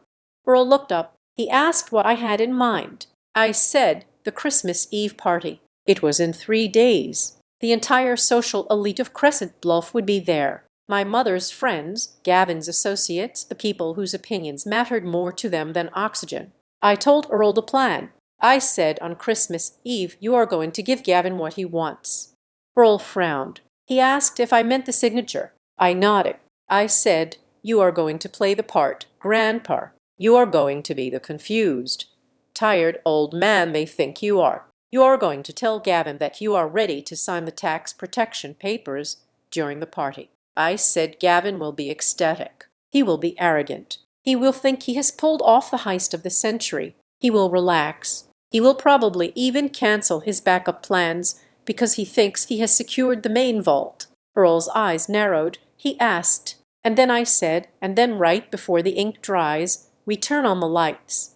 I told him I needed time to assemble the package. I needed Neener, the prosecutor. I needed Miles to finalize the trace on the offshore accounts. I needed the video footage from the parcel center. I said, I don't just want to stop him. I want to nuke him. I told Earl that for this to work, I needed a kill shot. I needed undeniable proof that linked Gavin directly to the fraud, something that bypassed Bell and the LOC. I told him about the mortgage. Miles had mentioned a secondary line of credit on the main house. To get that, Gavin would have needed Earl's signature on a document before the guardianship was active. I asked Earl if he had signed a mortgage modification 6 months ago. Earl said, absolutely not. The house was paid off in 1995. I smiled. A cold, hard smile. I said, then he forged it. And forgery of a federal housing document is a felony that doesn't need a complex trial to prove. I stood up. I said, Grandpa, go back inside. Complain about your memory. Ask Gavin where you put your glasses. Ask him when you can sign those papers to make sure the government doesn't take the money. I said, make him feel like the king of the castle. Earl stood up. He buttoned his coat. He looked at me and I saw a flash of the man who had built a skyscraper in a thunderstorm. He said, I can do that. I can play the fool. He paused at the door of the greenhouse. He asked, what about the necklace? I touched my throat, where the phantom weight of the pearls should have been. I said, let it go. It's the price of admission for what comes next. I watched him walk back to the house, a lone figure in the dark. I got into my car. I didn't turn on the radio. I drove back to my small apartment, the one with the drafty windows and the noisy heater. I took a shower and washed the rain and the mud off my skin. I looked in the mirror. I didn't look like a victim anymore. I looked like a prosecutor preparing her opening statement. My mother had said I was used to enduring. She was right, but she forgot one thing about people who endure. We survive, and eventually we stop just surviving. We start settling the score. I picked up my phone and dialed Miles. I said, Miles, get Nar on the line. We are going to throw a party. I invited Belle to meet me at the Glass House, a solarium-style cafe in downtown Raleigh, where the L'Arte foam art was more important than the coffee itself. It was neutral ground, but it was her territory. I knew she would feel comfortable there, surrounded by influencers and socialites. Comfort breeds carelessness. I arrived early and secured a corner table. I taped the small high-fidelity recorder Miles had given me to the underside of the table, right near where Belle would sit. I checked the connection to my phone, which was recording via Bluetooth. When Belle arrived, she was 20 minutes late. She wore oversized sunglasses and the nervous, irritated energy of someone who felt put upon. She did not hug me. She sat down, ordered a sparkling water with lime, and looked at me with open disdain. I started the performance. I slumped my shoulders. I kept my voice low and wavering. I told her I was sorry. I told her the dinner had been a mistake. I said I was just stressed about money and jealous of her success. I said I didn't want to fight anymore. Belle relaxed instantly. Her posture softened. She took a sip of her water and sighed, a sound that was half pity, half triumph. She said she was glad I finally came to my senses. She said I had really embarrassed everyone. She said Mom was beside herself. I nodded, staring at the table. I asked her, keeping my voice innocent, why she did it. I asked why she used my name for the LLC. I said I wasn't mad. I just didn't understand why she didn't use her own. Belle laughed. It was a light tinkling sound that made my skin crawl. She said I was so naive. She said it was about tax optimization. She said Gavin explained it all. She said my name was clean. She said Grandpa trusted me. So when he saw my name on the transfer, he wouldn't ask questions. She said if she had used her name, Grandpa would have lectured her about spending. She leaned in, her voice dropping to a conspiratorial whisper. She said they were actually doing me a favor. She said building a credit history for my company would help me in the long run. She said I should be thanking them for the structure. It was the confession I needed. She had admitted to the deception. She had admitted to using my identity to bypass Earl's scrutiny. I felt a surge of victory. I'd had it. Then a shadow fell over the table. I looked up. Gavin was standing there. He wasn't supposed to be here. Belle hadn't checked her phone, but Gavin was paranoid. He must have been tracking her location, or she had told him she was meeting me despite my request for privacy. He didn't say a word. He looked at me, then he looked at the phone sitting on the table between us. He looked at the way I was leaning in. His eyes went to the underside of the glass table. The black tape holding the recorder was visible through the transparent surface if you knew where to look. And Gavin, for all his faults, had the survival instincts of a cornered rat. He reached under the table. He ripped the device off the glass. Belle gasped. She asked what he was doing. Gavin didn't look at her. He looked at me. He dropped the small black square onto the concrete floor. He lifted his expensive Italian leather boat and brought it down. Crunch! The plastic shattered. The memory card inside was crushed into dust. He picked up my watered glass and poured it over the debris just to be sure. He smiled. It was a terrifying dead smile. He told me I was out of my depth. He said if I ever tried to record his wife again, he would sue me for illegal wiretapping. He said in North Carolina, you need consent. He was lying. It is a one-party consent state. But he knew I didn't have the money to fight him in court. He grabbed Belle's arm hard enough to bruise. He told her to get up. He told her I was toxic. He leaned down to my ear. He whispered that I should be careful. He said, accidents happen to people who ask too many questions. They walked out, leaving me with a pile of wet plastic and a bill for 2 drinks. I thought that was the low point. I was wrong. The next morning, the doorbell rang at 7:00. It was a process server. He handed me a thick envelope. I opened it in my kitchen, my hands shaking. It was a temporary restraining order. Petitioner Earl Graham, represented by Gavin Mercer, power of attorney. The document alleged that I, Kendall Graham, had engaged in elder abuse and psychological manipulation. It claimed I had harassed Earl, causing him distress and confusion. It cited the outburst at Thanksgiving as evidence of my unstable behavior. The order barred me from coming within 500 ft of Earl Graham or the Crescent Bluff estate. It barred me from contacting him by phone or email. Gavin had cut the line. He knew Earl was my only ally, so he had used the legal system to isolate him. Earl probably didn't even know what he had signed. Or worse, Gavin had forged his signature on the petition. I sank onto my kitchen floor. I couldn't warn Earl. I couldn't tell him about the plan for Christmas Eve. If I tried, I would be arrested. 2 hours later, my phone rang. It was the principal of Marigold Ridge Arts Magnet. Her voice was tight. She said she was sorry. She said they had received an anonymous complaint from a concerned community member. The complaint alleged that I was suffering from a severe mental health crisis and had exhibited erratic behavior that could endanger students. I tried to argue. I tried to tell her it was a lie. She cut me off. She said the school board had a zero-tolerance policy for liability. She said I was being placed on administrative leave, effective immediately, pending an investigation. I dropped the phone. I sat in the silence of my apartment. No job, no grandfather, no evidence. Then came the third blow. My mother, Celeste, did not call. She used her key. She walked into my apartment at noon. She didn't take off her coat. She looked around my small living room with its thrift store furniture and the pile of sheet music on the floor, her nose wrinkling in disgust. She didn't ask if I was okay. She didn't ask why I had lost my job. She threw a tablet onto the sofa. She told me to look at what I had done. I picked it up. It was Belle's Instagram. She had posted a black and white photo of herself looking out a rainy window. The caption read, "It is so hard when the people you love turn out to be toxic. Jealousy is a disease." Sending love to everyone dealing with family trauma this holiday season. We have to protect our peace."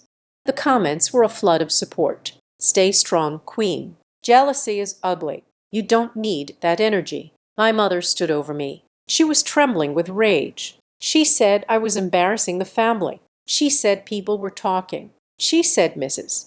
Abernathy at the club had asked her if I was on drugs. She asked me why I couldn't just be happy for my sister. She asked why I had to ruin everything. I looked up at her. I looked at the woman who had given birth to me. I said, "Mom, Gavin stole $700,000.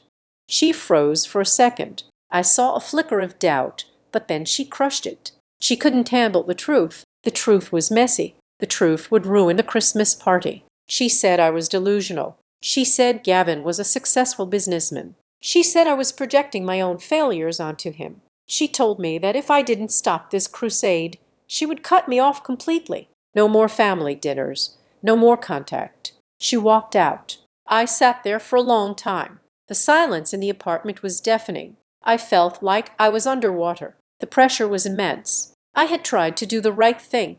I had tried to fight and for my trouble. I had been stripped of my career, my family, and my reputation. I was completely alone. I checked my bank account. I had $400 left. I went to the bathroom and splashed cold water on my face. I looked at myself in the mirror. My eyes were red. My hair was a mess. But as I stared at my own reflection, something shifted.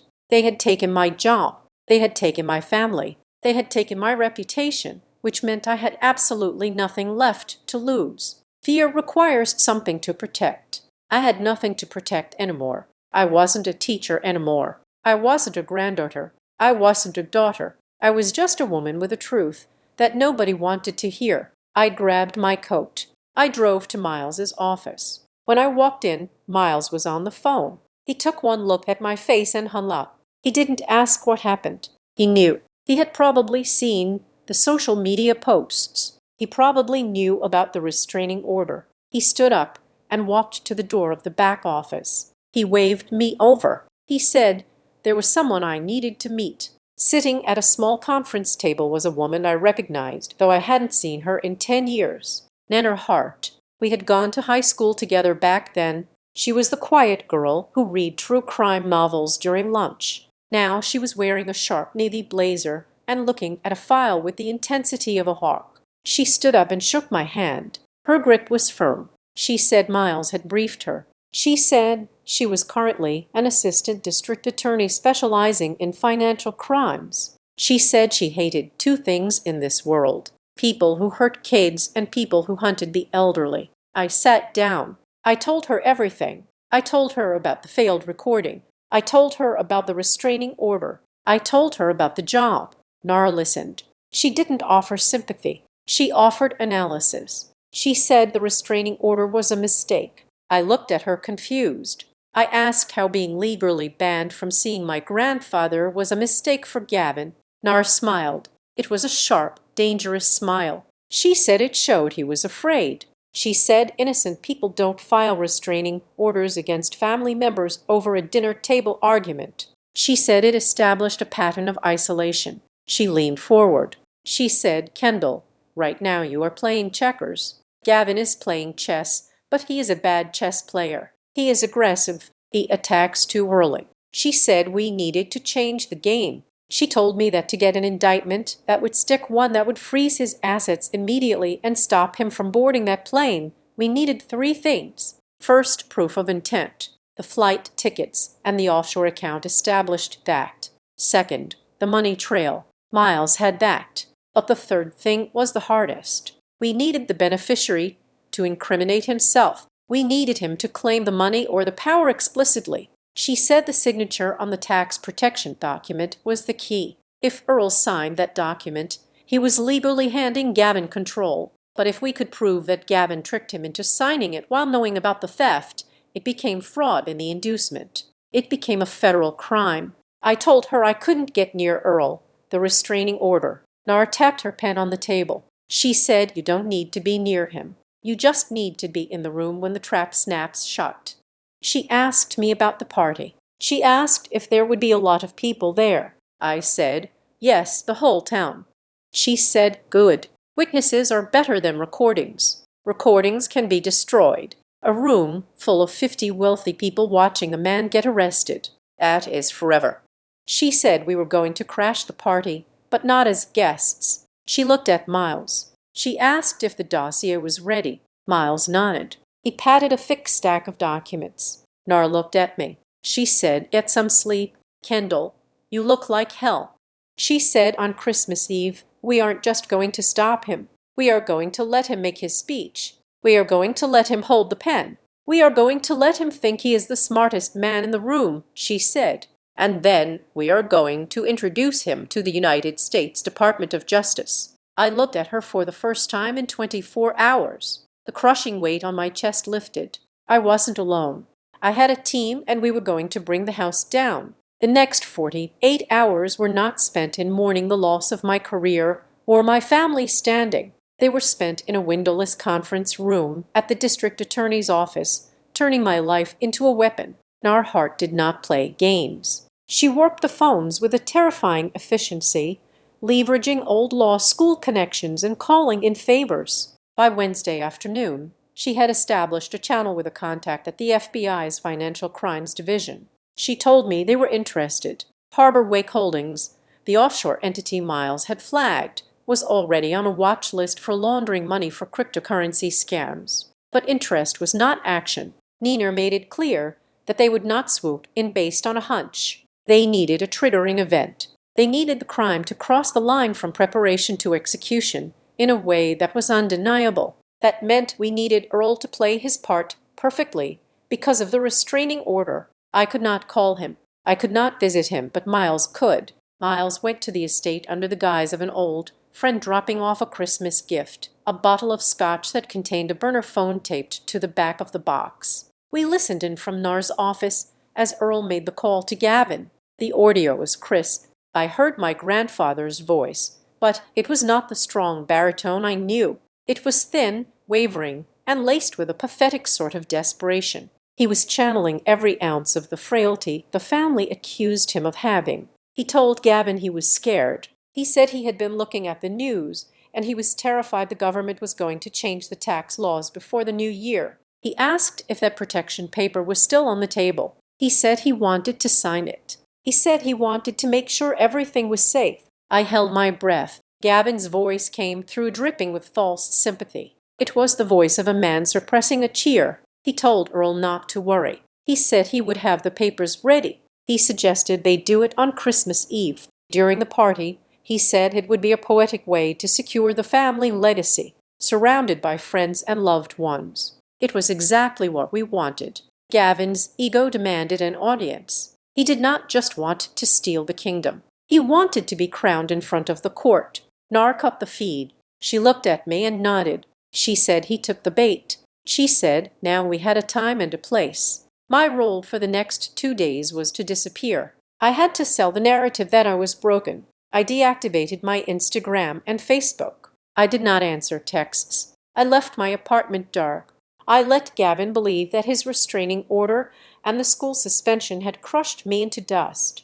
I needed him to believe I was cowering in my bed, too ashamed to show my face. While I played the ghost, Miles was cementing the trap. He came back to the conference room on Thursday morning with a finalized flowchart that looked like the schematic for a bomb. He had traced the $700,000 with surgical precision. It went from Earl's primary checking account to Kendall Graham Arts LLC. Then, within 24 hours, it moved to a holding account in a digital bank based in Delaware. From there, it was wired to Harbor Wake Holdings in the Cayman Islands. But here was the smoking gun. Miles had managed to get the incorporation documents for Harbor Wake Holdings through a contact in the Caribbean. The company was not anonymous. The primary beneficiary was listed as Gavin Mercer. The money went from Earl through a shell with my name directly into Gavin's pocket. But Miles was not done. He looked grim. He said there was something else. He said that while digging into Gavin's liquidity to understand why he needed the money so badly,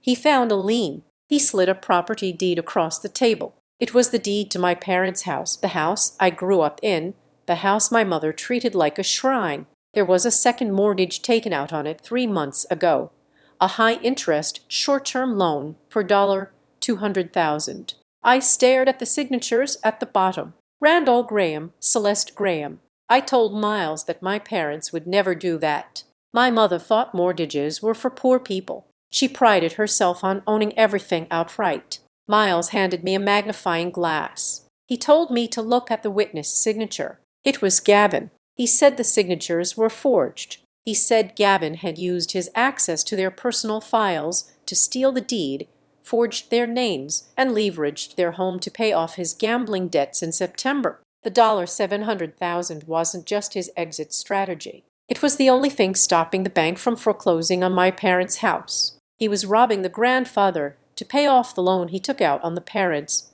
all while planning to leave the country before the house of cards collapsed. I felt a cold fury settle in my stomach. I had spent days feeling angry for myself, angry for Earl. But this was a violation of the two people who had defended him. My mother had sold my grandmother's pearls to help him, unaware that he had already sold her roof. Nora looked at the documents. She said this was it. She said this was the nail in the coffin. She told me to build the presentation. I spent the entire night of December 23rd working on my laptop. I did not make a complex legal argument.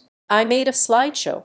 I treated it like a lesson plan for my kindergartners. Simple, visual, and impossible to misunderstand. Slide 1, the money. A clear graphic showing the $700,000 leaving Earl and landing in Gavin's offshore account. Slide 2, the imposter. The video footage of Bell picking up packages side by side with the LLC registration. This would clear my name and implicate Bell as a pawn. Slide 3, the flight. The one-way ticket for Gavin and Sloan Mercer. Slide 4, the betrayal. The forged mortgage documents on my parents' house. I saved the file to a USB drive. I also uploaded it to a cloud server that I could access from any device. The plan was simple, but the timing had to be exquisite. Earl had arranged for a large monitor to be set up in the main drawing room for the party. He had told Gavin he wanted to play a tribute video to the family history before the signing. Gavin, loving anything that glorified the family and by extension him, had agreed. He had even connected the screen to the main house system. I knew the system. I had set it up for my father 3 years ago. I knew the override code. I would not need to touch the computer physically. I could hijack the feed from my phone if I was on the local Wi-Fi. Nar gave me my final instructions. She said I could not just barge in. The restraining order gave the police probable cause to arrest me on sight. If I was arrested before the evidence was shown, Gavin would spin it. He would say I was a stalker crashing the party. She said I had to walk in at the exact moment the signing began. I had to use the element of surprise. She said, "We will have plainclothes officers outside. We will be listening. Once the evidence is up and the room turns, we move in, but you have to hold the floor for 2 minutes. You have to survive the social pressure long enough for the truth to land."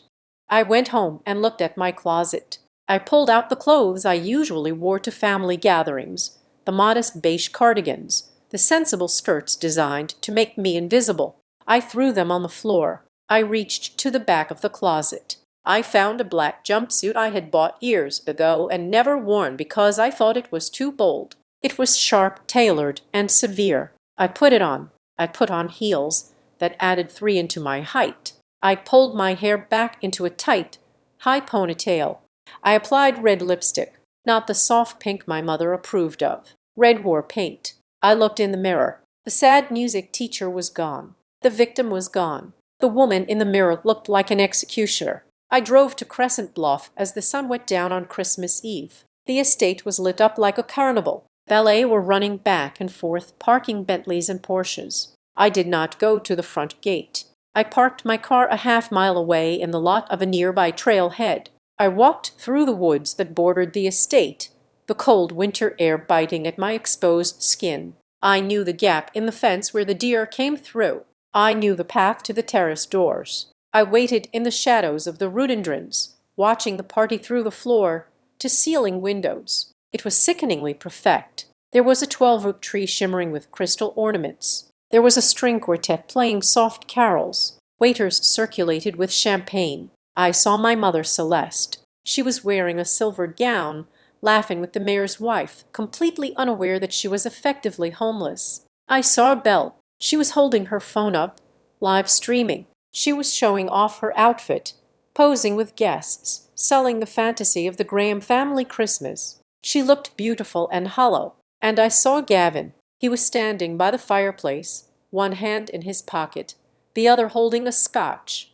He looked relaxed. He looked victorious. He was nodding at something my father was saying, acting the part of the beautiful son-in-law. Earl was sitting in his favorite armchair near the center of the room. He looked small. He had a blanket over his lap. He was playing his part well every few minutes. He would look around with a dazed expression, and Gavin would pat his shoulder patronizingly. At 8:00, the music stopped. Gavin stepped forward. He tapped a spoon against his glass. The room went silent. He began to speak. His voice was smooth, projected with the confidence of a man who believes he is untouchable. He thanked everyone for coming. He talked about the challenges of the year. He talked about legacy. He talked about how hard it was to watch the patriarch decline, gesturing sadly to Earl. He said that tonight they were taking a step to ensure the Graham name lived on. He said Earl had graciously decided to hand over the reins of the estate management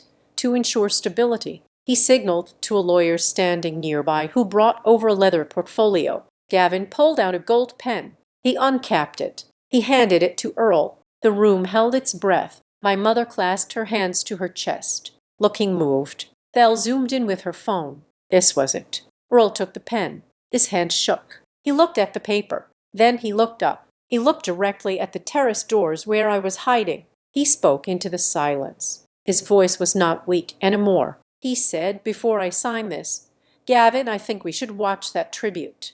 Gavin smiled indulgently. He said, of course, Earl. Anything you want.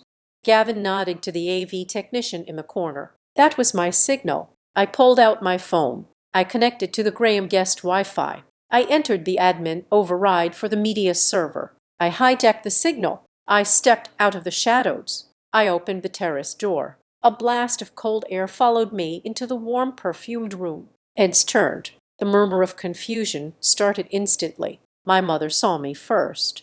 Her face went pale. She started to rush forward, her mouth opening to scold me, to tell me to leave, to tell me I was ruining everything. But I didn't look at her. I didn't look at Belle. I looked at Gavin. He froze. He took a step toward me, his face twisting into a mask of fury. He opened his mouth to call security. He was going to cite the restraining order. He was going to have me dragged out. But he was too late. Behind him on the massive 18 screen above the fireplace, the tribute began. It wasn't a montage of old family photos. It was a bank transfer receipt. The numbers $700,000 were projected in high definition, looming over Gavin's head like a guillotine blade. I walked into the center of the room. My heels clicked on the hardwood floor, a rhythm of impending judgment. I didn't need a microphone. My voice was trained for auditoriums. I said, Merry Christmas, Gavin. I think you forgot to declare a few assets. The room went dead silent, and then the slide changed. The room smelled of expensive pine candles and even more expensive perfume. It was a suffocating golden scent that usually signaled the height of the holiday season in Crescent Bluff. I stood in the shadow of the velvet drapes near the terrace door, my heart beating a slow, heavy rhythm against my ribs. I was an intruder in my own history, watching the final act of a play that had been written to erase me. Gavin stood in front of the massive stone fireplace, the flames casting dancing shadows on his face. He held a microphone loosely in one hand, his other hand resting possessively on the mantel as if he were already measuring it for a renovation. He looked the part of the grieving, burdened successor perfectly. His suit was dark, his tie was sama, and his expression was a carefully calibrated mix of strength and sorrow. He looked out at the sea of faces, the mayor, the partners from the law firm, the neighbors who controlled the HOA board, and he smiled sadly. He spoke about the passage of time. He spoke about how hard it was to watch a titan fade. He gestured toward Earl, who was sitting in his leather armchair with a blanket tucked around his knees, looking small and vacant. Gavin said, that it was our duty as the younger generation to step up. He said we had to protect the legacy when the mind that built it could no longer hold the details. He used the word stewardship 3 times. He used the word burden twice. He was painting a portrait of himself as a martyr who was willing to carry the heavy load of the Graham millions out of sheer love. My mother Celeste dabbed at her eyes with a lace handkerchief. She was standing to Gavin's left, nodding in agreement, playing the role of the supportive matriarch. She looked relieved. In her mind, the signature that was about to happen would solve everything. It would pay the bills, hide the debts, and keep the lights on in the theater of her life. Gavin turned to the lawyer, a man named Mr. Henderson, who looked bored, and nodded. Henderson stepped forward with the leather portfolio. He opened it on the small side table next to Earl. He smoothed out the document. The paper was thick and cream-colored. It looked official. It looked final. Gavin leaned down. His voice dropped to a gentle patronizing register, amplified by the speakers, so everyone could hear his benevolence. He said, "Earl, just right here like we practiced. It is just to keep the tax man away. You trust me, don't you?" Earl looked at the pen. His hand trembled. It was a magnificent performance. He lifted the pen, the gold nib hovering over the signature line. The room went deathly silent. Belle moved closer, her phone raised high to capture the historic transfer of power. I tightened my grip on my phone. My thumb hovered over the execute button on the screen. Earl's pen touched the paper. Then it stopped. He didn't sign. He didn't drop the pen. He simply froze. He looked up. The vacuous, confused look vanished from his eyes, replaced by a glint of steel that I hadn't seen in months. He looked directly at Gavin. He spoke clearly, his voice cutting through the silence without the need for a microphone. He said, "Actually, Gavin, before I sign away my life, I want to see the gift Kendall prepared. She told me she made a video for tonight." Gavin froze. His smile faltered, twitching at the corners. He looked confused. He said, "Kendall isn't here." "Earl, you know that Kendall isn't well." Earl leaned back in his chair, crossing his arms over the blanket. He said, "I want to see the video." Gavin looked at the crowd. He let out a nervous chuckle. He was trying to figure out how to handle the senile outburst without ruining the mood. He signaled to the AV technician in the corner, a subtle slash of his hand across his throat to cut the feed, but I was already in the system. I pressed the button on my phone. The massive 80-inch screen above the fireplace, which had been displaying a looping video of falling snow, flickered black. Then a harsh, bright, white light flooded the room. I stepped out from the curtains. I walked into the center of the room, my heels clicking sharply on the hardwood. I was wearing the black jumpsuit, standing tall, refusing to look at the floor. Gavin spun around. He saw me. His eyes went wide. He raised the microphone to shout, to order security, to call me crazy. But a collective gasp from the room drowned him out. On the screen, the first slide appeared. It was not a sentimental montage. It was a flowchart. It was brutal in its simplicity. The header read, "The Trail." On the left was a scan of Earl's bank statement showing a wire transfer of $700,000. An arrow pointed to the middle column, Kendall Graham Arts LLC, and then a red arrow, thick and accusing, pointed to the final destination, Harbor Wake Holdings, Cayman Islands. Underneath the final box in bold text was the name of the sole beneficiary of Harbor Wake Holdings, Gavin Mercer. The silence in the room broke. It wasn't a roar. It was a ripple of whispers that sounded like dry leaves skittering on pavement. People were leaning in. They were putting on their reading glasses. These were people who understood money. They understood wire transfers. They understood that you do not accidentally wire nearly $1 million to an offshore account. Gavin stared at the screen, his face drained of color. He shouted that this was a lie. He said I had photoshopped it. He said I was trying to frame him.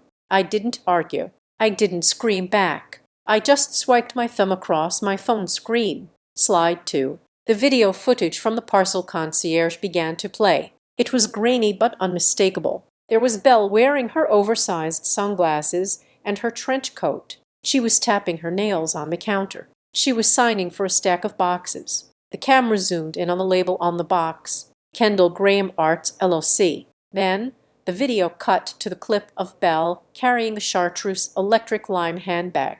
Next to the video, I had placed a screenshot of her Instagram story from the same week showing off the bag. The timestamps matched perfectly. The caption on the slide read, "The Mule." I looked at Belle. She had lowered her phone. She was staring at the screen, her mouth slightly open. She looked at the video. Then she looked at Gavin. She wasn't angry yet. She was confused. She was realizing that her tax optimization strategy was actually a documented felony and she was the star of the show. My mother let out a small strangled sound. She looked from the screen to Belle, her eyes widening as the implication hit her. The daughter she had protected, the perfect one, was being projected on a 20s screen committing fraud. Gavin lunged toward the AV technician. He screamed at him to turn it off. The kid held up his hands, terrified, pointing at his console, which was completely locked out. I swiped again. Slide 3. This was the character assassination. On the left side of the screen was the termination letter from the investment firm in Charlotte. The words compliance violation and unauthorized trading were highlighted in yellow. The date was August. On the right side were the bank statements. Bet Limitless Vegas Direct Royal Flush Poker. The numbers were red. -5,000 -12,000 -20,000. The whispers in the room grew louder. I heard the word unemployed. I heard the word broke. I heard the word gambler. Gavin turned to the crowd. He was sweating now. Beads of perspiration were glistening on his forehead in the firelight. He held out his hands. He said, "This is insane. She is mentally unstable. Look at the formatting. Anyone can type this up. I am managing a private fund. This is slander." He was losing them. I could see it in their eyes. The mayor took a step back. The partners from the law firm crossed their arms. They were distancing themselves from the blast radius. I looked at Gavin. I spoke for the first time. My voice was calm, almost bored. I said, "You are right, Gavin. Anyone can type up a document, but not anyone can buy a plane ticket." I swiped again. Slide 4. The screen displayed the flight itinerary. Raleigh, Durham to Grand Cayman. One-way date, December 26th. The room went quiet again. December 26th was 2 days away, but the eyes didn't stay on the date. They drifted to the passenger list. Passenger 1, Gavin Mercer. Passenger 2, Sloan Mercer. I saw the moment Belle's soul left her body. She didn't scream. She didn't faint. She just went completely still. She looked at the name Sloan. She knew the name. Maybe she had seen a text message. Maybe she had seen a coffee cup with a name written on it. Or maybe she just knew, with a wife's instinct, that she wasn't the woman on the ticket. She turned to Gavin. Her face was a mask of absolute devastation. She whispered, "Who is Sloan?" Gavin didn't answer her. He couldn't. He was staring at the screen, looking at his escape hatch being welded shut in front of 50 witnesses. He started to back away. He looked toward the door. But I wasn't done. I had one more slide. The one for my mother. I swiped. Slide 5. The deed to the Graham family estate, my parents' house. The document showed a second mortgage lien for $200,000. The interest rate was predatory 18%. At the bottom were the signatures, Randall Graham and Celeste Graham, and next to them, the witness, Gavin Mercer. I looked at my mother. She was staring at the screen. She knew she hadn't signed that. She knew my father hadn't signed that. She looked at the date, September. She realized that for 3 months she had been living in a house that didn't fully belong to her anymore. She realized that the son-in-law she had championed, the man she had allowed to humiliate her own daughter, had forged her name and sold her security to pay his bookie. She let out a sob. It was a raw, ugly sound that didn't belong at a party. She collapsed onto the nearest sofa, clutching her chest. My father stood there, his glass of scotch slipping from his hand and shattering on the floor. Gavin looked around the room. He realized the air had changed. It wasn't a party anymore. It wasn't even a scandal. It was an indictment. He looked at the faces of the guests. These were his people, the people he wanted to impress. And now they were looking at him like he was a disease. They were looking at him with the cold, hard judgment of the wealthy who realize someone has tried to pick their pocket. He turned to me. His eyes were wild. He dropped the sophisticated facade. He pointed a shaking finger at me. He screamed that I was a liar. He screamed that I had hacked the system. He screamed that nothing on that screen was admissible in court. I stepped closer to him. I was 5 feet away. I didn't flinch. I said, "You are wrong about that." Two. I pointed to the metadata timestamp I had included in the corner of every document on the screen. I said, "Every file up there has been verified by a forensic accountant. Every bank transfer has a trace number. Every video has a chain of custody." I said, "And the woman who verified them isn't just my friend. She is the assistant district attorney." I saw the blood drain from his face until he looked like a wax figure. I said, "Look around you, Gavin. This isn't a presentation. It's a closing argument, and you just lost Earl, who had been silent this entire time, threw the blanket off his legs. He stood up. He didn't use his cane. He walked over to Gavin. He stood toe-to-toe with him. Earl reached out and plucked the gold pen from Gavin's hand. He said, "I think I will keep my signature. Thank you, and I think you should probably start running, son. Though I don't think you will make it to the gate." Gavin looked at the door. He looked at the window. He looked at the guests, who had formed a wall of black tuxedos and silver gowns blocking his path. He was trapped in the center of the luxury he had coveted, suffocated by the very people he wanted to be. The silence stretched, thin and tight as a wire, waiting for the snap. Gavin's attempt to leave was not a run. It was a slide. He did not bolt for the door like a common criminal, because even in the face of annihilation, he could not abandon the delusion that he was a gentleman. He adjusted his cufflinks. He offered a tight, strained smile to the room at large. He held up a hand as if he were pausing a meeting to take an urgent call. He said loudly enough to be heard over the murmurs that this was clearly a family misunderstanding. He said there were accounting errors that needed to be cleared up in private. He said he was going to step into the study to call the bank and sort this mess out.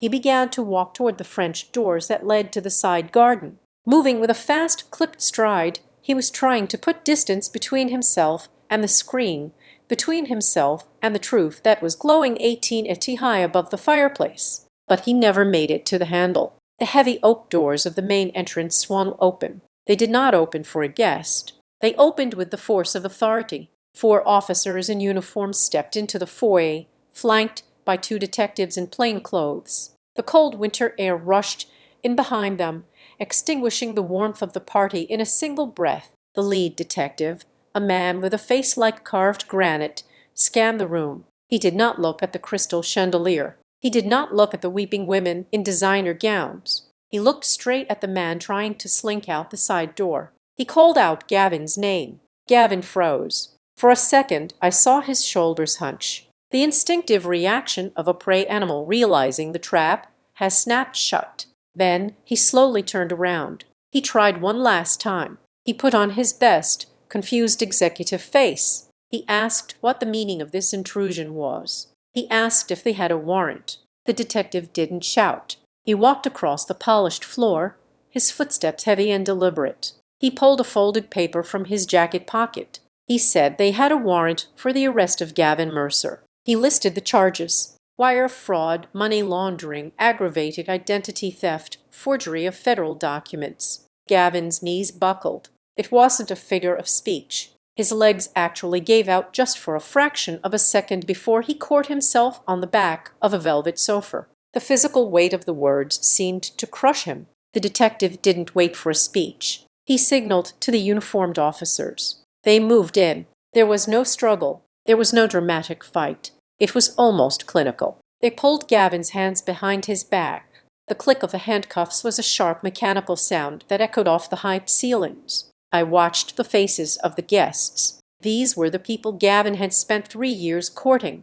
These were the people he had bought drinks for, the people he had tried to impress with his talk of markets and margins. Now they looked at him with a mixture of horror and morbid fascination. They were not looking at a friend. They were looking at a contagion. They were stepping back, pulling their skirts and tuxedo tails away, terrified that the taint of the crime might rub off on them. Gavin looked at me. His eyes were wet. He looked small. The arrogance was gone, replaced by the terrified look of a child who realizes the dark is real. But the police weren't done. The detective turned his gaze to the group near the fireplace. He looked at Belle. She was standing next to my mother, trembling. She was clutching her phone like a talisman, but she had stopped screaming when the detective's eyes landed on her. She let out a whimper. He walked over to her. He spoke quietly, but in the silence of the room his voice carried. He said he needed her to come down to the station for questioning regarding her involvement in the operations of Kendall Graham Arts LLC. Belle screamed.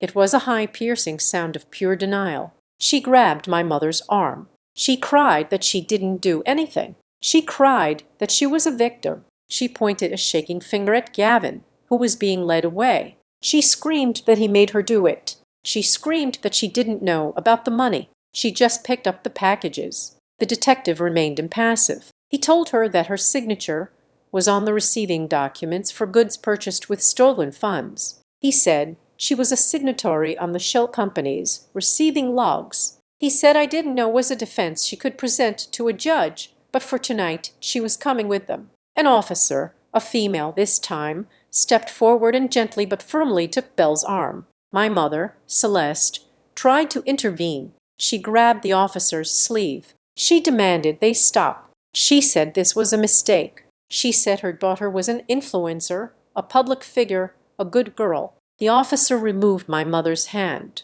She said interfering with an investigation was a crime, and she suggested my mother step back. Celeste froze. She watched, helpless as her golden child, her perfect creation, was led away in tears, stumbling in her socks and heels, passing the very guests she had been trying to impress just 10 minutes ago.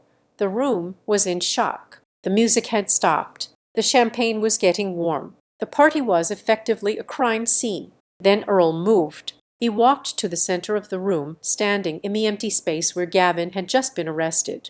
He stood straight. He looked at the crowd. He looked at the whispering neighbors and the shocked business partners. He spoke. His voice was gravel and iron. He said he wanted to make one thing clear. He said he was not senile. He said he had not lost his mind. He said the only thing he had lost was his trust in the people who were supposed to protect him. He told them that the guardianship papers, the rumors of his decline, the confusion, it was all a trap. He said he had baited the hook, and Gavin had swallowed it whole. He looked at the guests and said that anyone who thought he was an easy target had just watched what happens when you try to bury a man who is still holding a shovel. A few people nodded. Some looked ashamed. They realized they had been complicit in the narrative of his decline. They had written him off. I stepped forward then. I had one loose end to tie up. I held up a folder. I addressed the detective who was still coordinating the scene. I said I had my work logs from the school district for the dates the LLC was opened.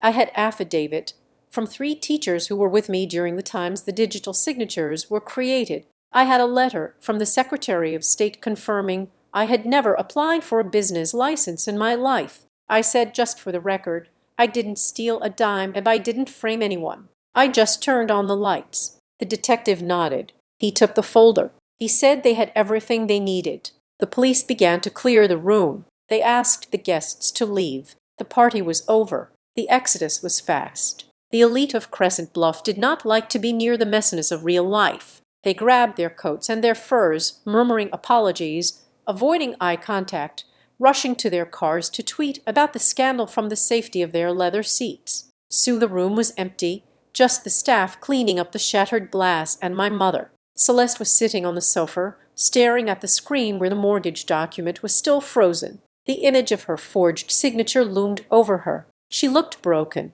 The illusion she had spent 40 years building the perfect family, the perfect house, the perfect status had been demolished in 20 minutes. Her son-in-law was a felon. Her favorite daughter was in custody. Her husband was a ghost who had fled to the kitchen to pour a drink. And her house, her stage was leveraged to the hilt by a gambling addict she had invited in for dinner. She looked up and saw me standing by the door. She stood up. She walked toward me. Her face was streaked with mascara. Her silver gown looked ridiculous now, a costume for a play that had been cancelled. She reached out for my hands. Her grip was desperate. She begged me to help. She said, "Kendall, you have to talk to Earl. You have to fix this."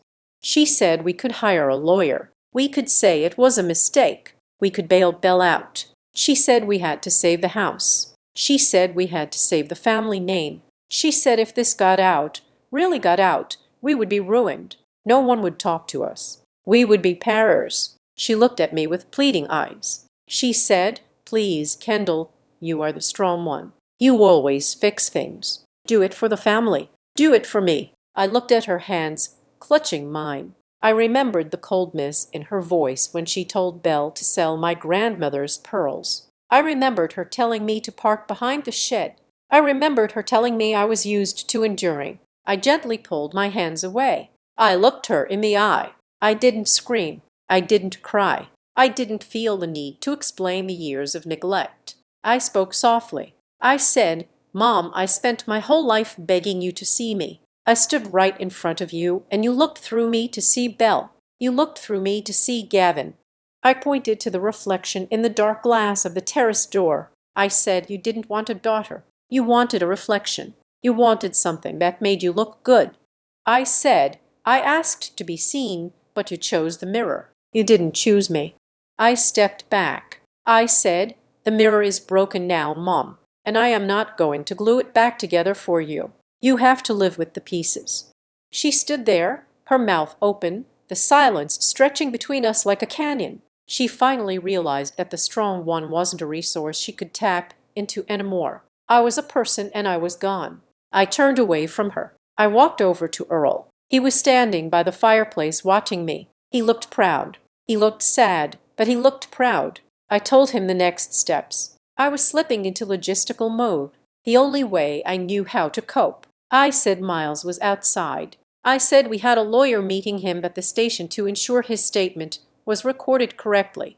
I said we were going to freeze the accounts immediately to stop any automated transfers Gavin might have set up. I said, "Grandpa, we are going to get that mortgage voided. We will prove fraud. You won't lose the house, but you might have to live in it alone for a while, or we can sell it. It's up to you." Earl put his hand on my shoulder. He squeezed it. He said he didn't care about the house. He said he had the only thing that mattered standing right in front of him. He asked if I was ready to go. I looked around the room one last time. I looked at the Christmas tree, the spilled champagne, the projection screen. It felt like a movie set for a film I never wanted to be in. I said, "Yes, get me out of here." We walked toward the front door. Miles was waiting there, holding the door open. He gave me a nod, a silent acknowledgement of a job done. I walked out into the night. The air was biting cold, sharp and clean. It scrubbed the smell of perfume and lies out of my lungs. Blue and red lights were still flashing in the driveway, casting long, strobing shadows on the snow. I saw the police cruiser pulling away with Gavin in the back. I saw another car waiting for Belle. I didn't feel triumph. I didn't feel joy. Revenge isn't sweet. That is a lie people tell. Revenge is heavy. It is exhausting. But as I stood there watching the tail lights fade into the darkness, I felt something else. I felt light. I felt the weight of the secrets, the weight of the liability, the weight of being the lesser sister fall off my shoulders. I reached out and took Earl's hand. His grip was firm. I wasn't the victim anymore. I wasn't the scapegoat. I wasn't the girl who parked behind the shed. I was the one who had burned the lie to the ground so the truth could breathe. We walked toward my Honda Civic, the cheap dented car that I owned outright. I opened the door for my grandfather. We drove away from the mansion down the long winding driveway, leaving the ruins of the Graham dynasty in the rear view mirror. I didn't look back. There was nothing there for me. The road ahead was dark, but my headlights cut through it, steady and bright. I was driving into a life that was finally completely mine. Thank you so much for listening to this story. I'd love to know where you are tuning in from right now. Drop a comment below and let's chat. If you enjoyed seeing the truth come to light, please subscribe to Azad Revenge Stories. Hit that like button and smash the hype button to help this story reach even more people. Stay safe and remember, always read the fine print. Thanks to all.